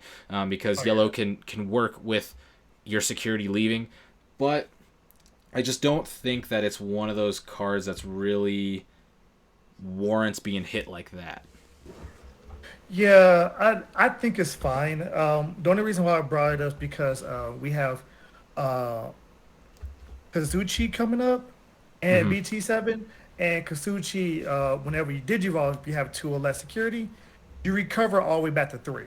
So it's one of those things to where you can just blind array all the way down to zero and then Digivolve him because you have enough memory to do it. Mm-hmm. And your turn won't be over. And then you just recover three off the bat Yeah. and he gets plus one security out. So one of the things to where I don't think it's oppressive. I don't think it should be hit. I know there's a couple of people that I was talking to that was like, no, I think that card might go down to two because we got better support coming out for it. But I agree with you. I think it's fine. I Now think. I want to go ahead. I'm gonna go ahead. Yep. No, I was just gonna say, like, last thing I say is it's one of those cards, like, even looking at Kazuchi, yeah, you're gonna be able to go down and recover up. I mean, we have Marine Angemon as well that can recover Right. up to 6 and stuff, and those cards are good, but it's one of those things where Blinding Ray still does have enough of a downside to it where if you have it in hand and you don't have the cards that you need to recover two right there to go back up to three or whatever like that, then it's not going to be as good. If the Kazuchi does come out and its security attack +1 is oppressive and recovering and stuff like that is then maybe I consider it. But from what I've seen, from what I feel, I think Blinding Ray is fine. If they do hit it, it's definitely a 2 or 3. It's not a 1 or ban. It's just not that good. Right. Well, I think we're on the same page with that one. But I want to go ahead and get your thoughts on you going to national. So I know nationals is what the middle of November, February, if I'm not mistaken. It is the first week, the 5th and the 6th for NA. Okay, so the fifth and the sixth. So, what are your thoughts about nationals, and what are you taking to nationals? So for nationals, I mean, as far as my thoughts, I mean, I have been prepping for this tournament for months now without even knowing the format. I've just been putting in insane work in the just current metagames, a lot of studying in future metagames as well, up to like BT7, just because I want to perform well. We now have the information for nationals, which shows us that only the top two from each region are going to be going to Worlds, which is a very high thing to ask. That means you have to essentially make finals to qualify for Worlds, and Right. it's good. And the reason I say it's good is because this is going to be our first big tournament with a top cut day two bracket, and so we're going to do Swiss rounds into a top cut and a top 32, which means that for the first time you can lose a round and still be in contention to win the whole tournament, which is I think a very good thing. It's good for card games in general because just in any card game you can brick, you can get a bad hand, you can have a bad game 3 and then things are over, right? And Right. so as far as nationals, I'm very excited for it. The cards that were announced as far as prize cards are insane. The prize support in general is going to be amazing. We have the new Tamer Pack 2 coming out, which is going to be sick. We have the Tamer Evolution stamped cards, so we get the like Kitus Breath, Hammer Spark, Gaia Force, Alt Arts that have been a bunch of money in the past, but now they're going to be having stamps that have the 2021 finalists on it, and so all those things are sick. Everything about nationals is really great. I think the biggest downfall for NA here is that we got another pushback, to really nobody's surprise, but instead of getting the EX1, which we should be getting this week, essentially, we were going to get it on the 7th, I believe. Yeah. But now we're not getting it till the 21st, which means that we have exactly 2 weeks with the cards until nationals, and that is not a lot of time. Now, in 2019 was my last big year playing Hearthstone sponsored, and during that year, Hearthstone just loved to do this thing where they like announced a new meta or new set like a week before the tournament, so you basically had no time to really practice, which is even more detrimental in a game like that where you can't really like proxy cards that don't exist because it's an online card game. And so I've Right. kind of have this I've kind of been trained to have late testing stuff like that, but we have The thing is if you are serious into prepping for nationals, there is a lot of things you can do. You can make proxies. You could go, if you don't have a printer, you can go to a library, and most libraries have the ability for you to print for free as long as you have a library card, which is also free. So you could print out proxies and put those in some sleeves, and you could test them out with your friends. You can play in online simulators like TTS or Untap, which will also allow you to give you that. So as much as the pushback is very unfortunate for NA, and I've seen a lot of people really complaining about the fact that now they feel like they aren't going to be able to test. I think the big downfall to it is not being able to test because there's just many ways for you to get that testing in. I think the biggest downfall is going to be there's not going to be major events leading up into it. We aren't going to have like any regionals or anything like that in the format, and we're only going to really have 2 weeks of like maybe grassroots tournaments. And so considering that the NA and I believe Oceania regional are on the 5th and 6th, and then EU and the was it EU? Two of them are on the 5th and the 6th, and then two of them are on the 29th and the 30th, a week before, or the 20th and 30th, something like that.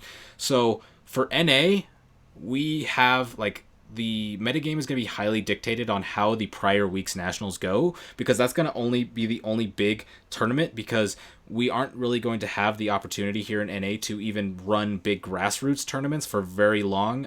We'll have like obviously a couple weeks. I'm sure people like Gaia Force Gaming or True Champion Stevens who run big tournaments already will be playing EX1 tournaments, so you can practice in that. But as far as large scale nationals or regionals and stuff like that, we aren't going to have it. And so I think that's the biggest downfall. It will be very interesting going into nationals with this mostly, I won't say mostly like it won't be figured out completely. There will be people that can look at JP meta. EU already has it, so we can look at what EU's kind of doing, but it's not going to be a solved metagame, and that's going to make it so that there aren't going to be completely refined lists, and people could potentially come in with some rogue stuff and be able to hit it. And so I think the pushback is going to be very interesting. As far as the second part to your question, what I'm going to be bringing to nationals, that is going to be a much shorter answer, and that is going to be Gabu Bond, because it is the best deck. Yeah, I do agree. I think Gobble would be the best thing. I think you'll see a lot of security control. I think you'll see a lot of people play Justmon. I don't know. I think Lilith Loop might be up in there just for, Titanmon's sake, because Titanmon is a card.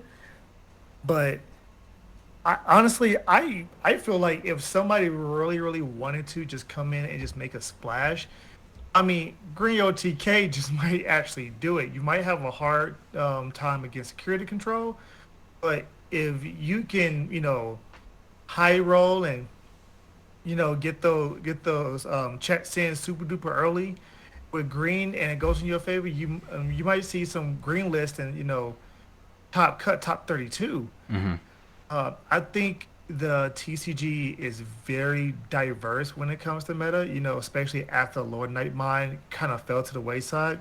But even you saw that Lord Nightmine is a good option this time around in the tournament today. That he hit everything. Mm-hmm. Because we don't know if Ice Wall is going to be legal. We don't know. Like we know that it come out 2 weeks before, but who's to say that we're going to get another pushback or anything like that? Hoping it's not. But it's one of those things to where, I mean, really, if Gobblebond is Gobblebond's tournament to lose. If Gobblebond doesn't win nationals, we can say that specifically the TCG over here in the NA is very rogue heavy, and we love our rogue. Yeah. I mean, one thing you said about security controls, I actually do think security control is not going to be represented as highly as it is right now, only because Really? of the emergency program shutdown. The thing about that is I think Jesmon is actually going to probably be the most represented deck. It is highly represented in pretty much every tournament we have right now, and I don't really see that changing. And the thing about emergency program shutdown is security control's best thing to do against that is Sakuyamon, to slow them down, so that way they have to promote and get rid of the Sakuyamon, and then they leave your Jesmon open to be deleted by Ultimate Flare, Wyvern's Breath, Iron Fisted Onslaught, whatever. But the thing is now your opponent plays Sakuyamon, you can promote your Jesmon, play emergency program shutdown, so they can't play options next turn, and then they can't do anything about it. So the people who do bring security control, I mean, there's going to be people who bring security control. I know at least two people in our local meta who plan on bringing security control to nationals, but I Right. don't see security control going as far. I wouldn't have said this maybe a week ago, but now that I've been doing testing against it, it's just that emergency program shutdown literally pretty much turns off 80% of that deck for 3 memory. And so if you can play it the turn before you're about to go for a very big swing is super huge. And the fact that it also has the security trigger of making it so your opponent can't play options that turn and adding to your hand, even if they do something big like, let's say they go for security attack +1, the security control player goes into yours and they hit that, well, how do they end their turn? Because normally they end their turn with things like reinforced memory boost, but now you have much more limited options. So I think security control is just getting hurt a little bit going into this. It's still going to be represented, but I think the fact that Jessamon is probably going to be the most represented deck and security control already has a bad matchup to it, when you're able to play just one, even two security program shutdowns and then just essentially having a 90% win rate versus security control, then it's really going to hinder the deck. Yeah, honestly, probably forgot about that card. But I also was thinking about Delicate Plan. Mm-hmm. Delicate Plan for Jessamon is just going to be so good against security control. Mm-hmm. Do I think security control is going to be? Oh yeah, I think it's going to be high represented. I think a lot of people have this mindset of, okay, it's going to be a lot of Gobblebond. I'll play security control. Yep. I'm gonna have a a way to actually break even or even outgrind them, beat them. But then they're gonna run up against the Justmon players, and the Justmon players high roll them, you know, with emergency shutdown or with delicate plan. All the option cards in security are not going to activate. Any option cards in their turn is not going to be able to be played. So it shuts down like 2/3 of the deck. Mm-hmm. Like so, yeah, I can really see that happening. I mean, we might see a Titanmon sighting. We might see, you know, black or we might see, the black royal knights. Mm-hmm. That deck might pop up because it does play a lot of blockers as well. I mean, anything to slow down the Gobblebond matchup is what a lot of people are going to be aiming for. And when they do that, they're going to pigeonhole themselves into actually being more susceptible against other rogue strategies. So I wouldn't doubt just because everyone wants to thinks Gobblebond is the best deck, we also agree. We might see a lot more people actually knock themselves out of the top cut because they prepare too much for Gobblebond and not all the other options Yeah. that you might possibly be able to see. And the big thing, I mean, I don't think it's publicly announced how many invites we have for NA, but as far as I know, or as far as I've been told, I've heard multiple people say 1,000 or more players. Ooh, wait. And when you hit that many players, every deck is going to be represented, right? And Yeah. so any deck really has the chance to go into it. But even just talking about security control, it's one of those things. It's like, I mean, you have security control, and people want to play security control as the Gabubon mirror, but or the counter. But as somebody who plays Gabubon literally every day and plays against many security control players who play the games Yep. very differently, Yep. you are not favored versus a very good Gabubon player. Hybrids are way too hard for that deck to play around. The fact that I can just be like, oh, okay, I'm going to go to Bond and I'll get one, maybe two checks. If I get third check, you just lose the game. But even if I just get one or two checks, then I just go, okay, well, you gave me 6 memory. So now I'm going to go into 3 Lobomons. I'm going to play Howling. Your game plan versus it as a security, like as a Gabumon player, if you're playing security control, your best thing to do is to go face Ornismon, Zortafeet with Tiamat, Seraphimon being the biggest one. Those Yeah. cards that have security attack +1. Those are your Gabumon players because you have to beat them before they beat you. If you are going into the nationals with security control and you're playing a slow game, not only are you going to give Gabubond way too much time to make it so they can get all their pieces in hand, but you're also giving Jesmon way too much time. And so the security control players are they're going to be there. I imagine a pretty good amount of people are going to be playing it, but they are going to be in for a pretty rough time. Yeah, especially if you, like you said, if you slow down if you slow down the game, you're going to give every deck chance to go ahead and push through. Even Live Loop is going to loop you for 7, 8, 9 attacks in one turn. What exactly you going to do with that? Because Ultimate Flare, even when you go Ultimate Flare with Iron Fist, they have various wide ranges of levels on board. Mm-hmm. So you're only gonna be able to take out their sixes and maybe their threes and fours. But then they still have their fives. They still have the fours if they take out the threes. So it's one of those things where they can still rush you and still take you out. Mm-hmm. So like you said, they have to be very aggressive. You have to come in thinking, okay, a yellow package needs an aggressive option. I can't just depend on those Zort defeats to come out security. And so you need, like I said, the Ornance mines.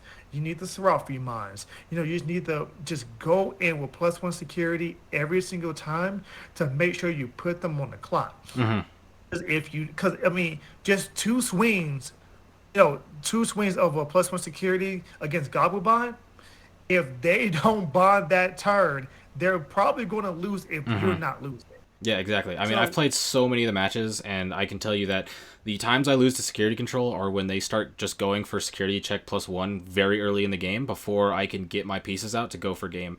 Because the thing is as Bond, you can't really bond early in that matchup because they have that aggression, and also if you just hit an option card, it's over. You really kind of have to rely on the like hybrid things going, and so if you're playing set control and you're trying to play it, you need to play fast. You need to have that security control package if that's what you want, because you're going to have good matchup versus a lot of other decks, because a lot of decks just aren't going to be able to make it to the point where they can get through all of that recovery and all those option cards. But Jesmon, Gabubond, those decks, you need to be essentially more aggressive than them, because if you give them time, like as a Gabumon player, I'm chilling. You want to play out something cool? I'll Howling Memory boost that, and I will chill, and I will play Tamer. I will keep playing, drawing all my cards. I will hard play Cordramons to draw and all this stuff.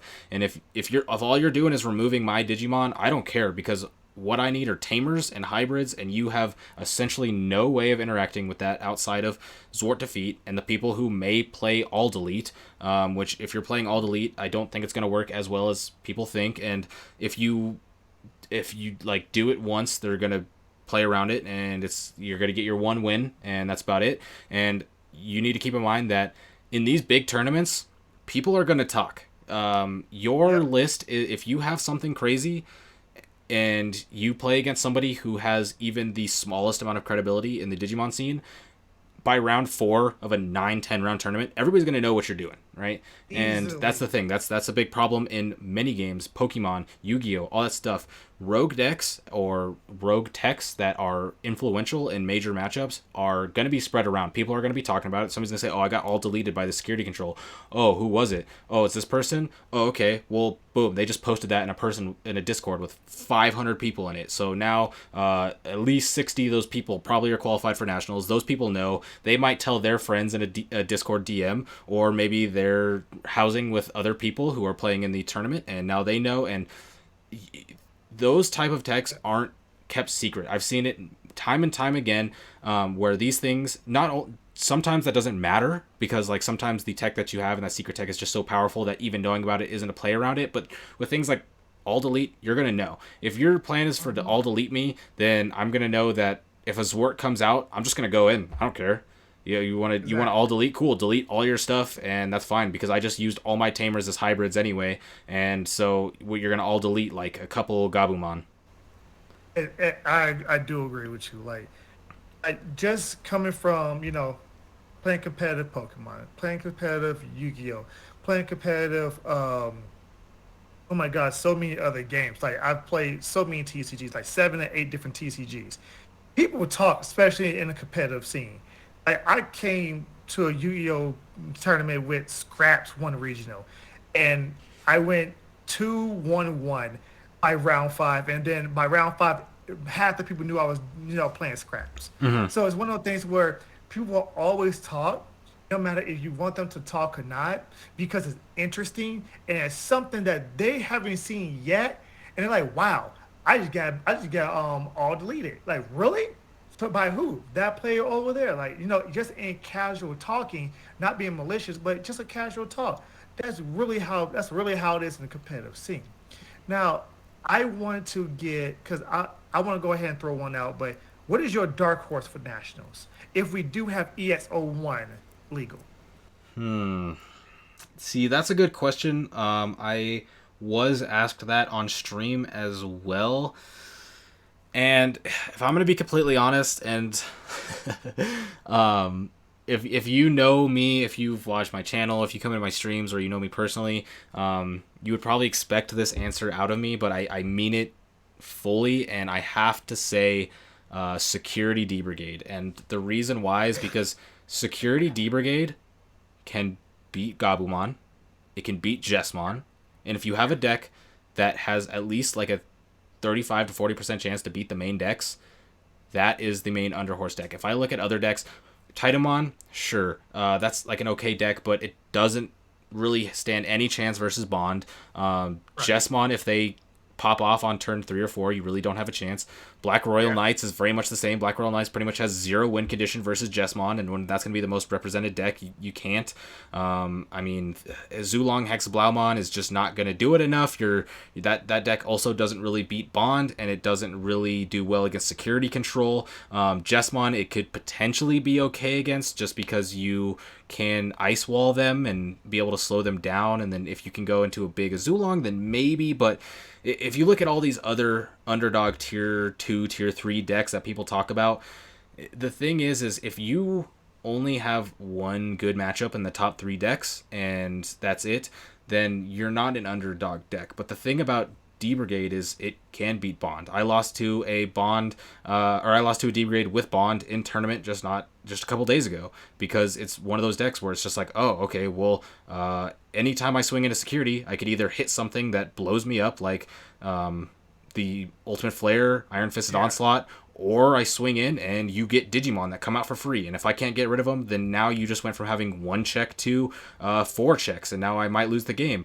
The rare Commandramon, it replaces itself. So it's when you have something that replaces itself, it's very bad. Like when you're playing Bond and your opponent swings and their Digimon lives in security, that's super bad because you don't have a lot of cheap removal like that. And so you either have to commit attack over something, or they're going to get another attack. And so I genuinely think that the Security D Brigade, although it's a niche deck with a kind of niche player base, it's one of those decks where the ability for you to have that early game of Commandramon, so you can go for a rookie rush style. You can naturally fit in things like Chumon, which are very good versus these decks, and you can also have these strong security, like security control does, while also having a progressive, aggressive game plan. I think that's going to be doing well. And like I said, D Brigade can beat Gabubond at not like a ridiculously low rate, right? It can beat Jesmon at a semi decent rate, and so it's like when you have that, and these are going to be the main 2 decks that you're going to be worried about, then you can do it. Because the thing about Security D Brigade is if they delicate plan you and it's like, oh dang it, you shut off my Ultimate Flare, that sucks, but you just hit a Geogreymon, I popped your Huckmon, you hit a Cordramon, I'm going to draw 2, and there's a Zwart on the field. So good luck going into next turn, because if you don't win this turn, it's over. And you also have a lot of blockers naturally in the deck, in the Commandramon blocker and the Sealsdramon. And the thing about that is Bond of Friendship wants to swing early. So it's like things as simple as just going into a Sealsdramon can be super annoying. Playing a Commandramon blocker can be super annoying, especially when you're playing it for free from your 1K Commandramon that just got a security check in, it died, and now you replaced it. Now you have a blocker. These things are just objectively annoying. Now, is it going to be the most consistent deck versus every matchup? No. But when we're looking at underdog decks and underhorse decks that can do well, we have to be looking at decks that can beat the at least 2 of the 3 top main decks. And yeah, I saw that coming. I had to just go ahead and put out there. I did see that coming. I knew exactly what you was talking about. Me personally, I think, believe it or not, I think Greymon Tribal. Just for the simple fact that it has so many inherent advantages to just swing in check mini securities.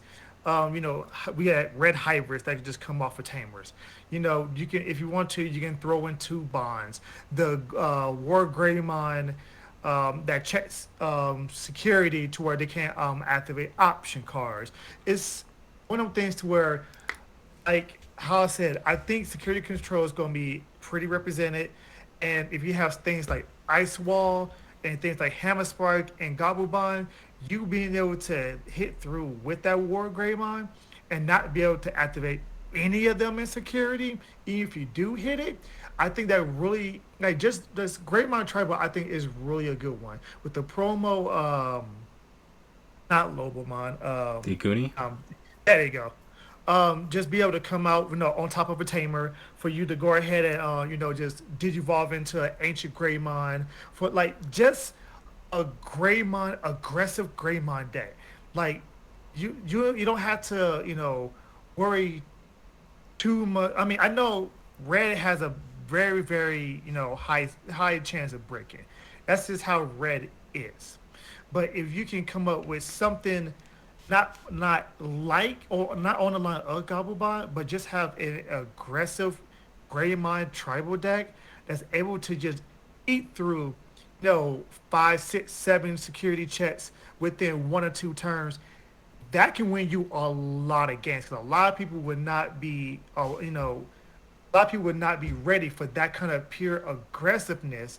And with delicate plan being a thing, you don't have to really rely on the War Greymon. You can even go straight into the ancient Greymon on delicate planet, hit for two security checks, that maybe even three, depending on your setup.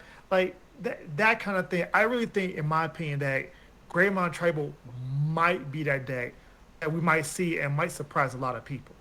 Yeah, and I can agree with that. I actually played with one of those at a local recently, and even it was against a player who's maybe not the highest echelon of players, and even then they were giving me a run for their money because it's just the thing about Bond and Justmon is if you can outpace them, you have a good matchup, and so when you have the Greymon that gets security tech +1, you have the Aldemon you can play, you have the hybrids and a Goonimon as well. You can have it. I was thinking the Agubond style lists as not really an underdog deck necessarily, or else I might have mentioned something like that. But I definitely agree with you. The ability to like swing two checks early is very good. I was playing against somebody in the Discord just the other day testing, and I was playing EX1, and they were like, we were playing in pretty much every single game. It was like, okay, I'm gonna turn one, I'm gonna digivolve an Agumon, then go into the Greymon, and then next turn I'm gonna swing two checks at 7k, and now I feel very far behind if I can't get over this with like a Kendo Garurumon or play Howling